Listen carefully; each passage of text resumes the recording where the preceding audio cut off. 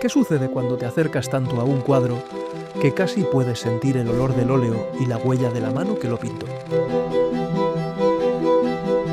En esta serie Super Zoom nos ponemos cara a cara y a escasos centímetros del lienzo, con las obras más intensas de la pintura figurativa. Hoy, con Woman 1, de Willem de Kooning, vamos a descubrir cómo la figura emerge del caos del gesto.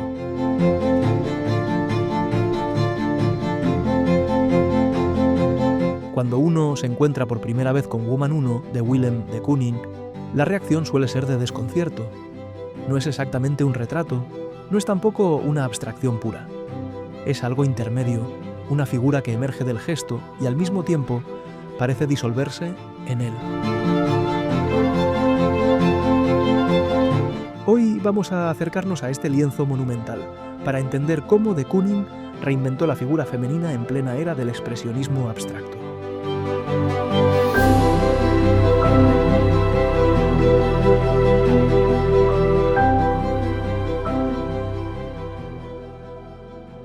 Entre 1950 y 1952, de Kooning trabajó obsesivamente en esta pintura. Durante casi 2 años pintó, raspó, rehizo y volvió a empezar. El resultado no es una imagen cerrada, sino la huella de un proceso. Cada capa, cada corte de espátula, cada arrastre de pincel nos habla de decisiones tomadas y luego corregidas. No vemos solo una figura, vemos el tiempo que le llevó construirla.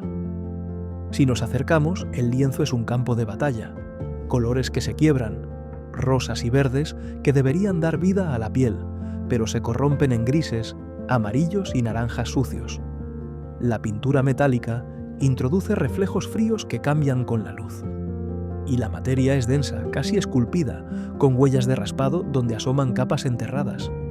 Todo el cuerpo parece hecho de fragmentos, y sin embargo, en conjunto, la mujer está ahí, presente, inevitable. La frontalidad recuerda a una Madonna entronizada, una mujer sentada, poderosa, que mira de frente al espectador. Pero aquí, la solemnidad se rompe. Los ojos son enormes, casi desorbitados, y la dentadura, expuesta en una sonrisa forzada, viene de otra parte, de la cultura publicitaria de mediados del siglo XX. De hecho, en los estudios preparatorios, de Kooning pegó literalmente bocas recortadas de revistas. En la versión final, la boca está pintada, pero conserva esa artificialidad publicitaria. La obra mezcla la tradición sagrada con la iconografía del consumo moderno. Es la Madonna y la pin-up a la vez. Lo fascinante es cómo el artista resuelve la tensión entre abstracción y figura. El cuerpo es reconocible, ojos, busto, brazos, pero cada elemento está construido con brochazos gestuales que se resisten a ser contorno. La figura no está dibujada y luego rellenada, nace directamente del gesto. Por eso se habla de abstracción figurativa o de expresionismo figurativo. En lugar de copiar la realidad, de Kooning hace que la figura aparezca como consecuencia de pintar. En contraste con el hiperrealismo que persigue mímesis fotográfica, aquí la imagen es pura presencia, un cuerpo vivo creado desde la materia. Cuando Woman 1 se mostró por primera vez, la reacción fue violenta. Muchos la vieron como una caricatura grotesca de la mujer, otros como un ataque a la belleza idealizada.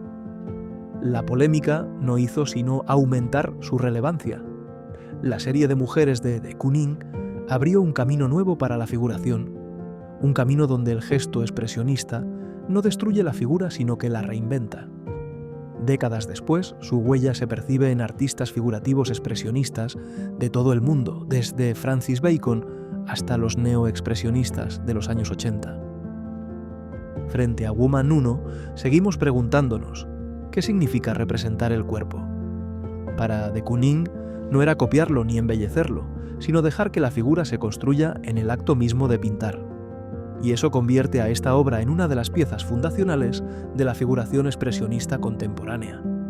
Una pintura que, 70 años después, sigue mirándonos de frente, como desafiándonos a responder a su sonrisa ambigua.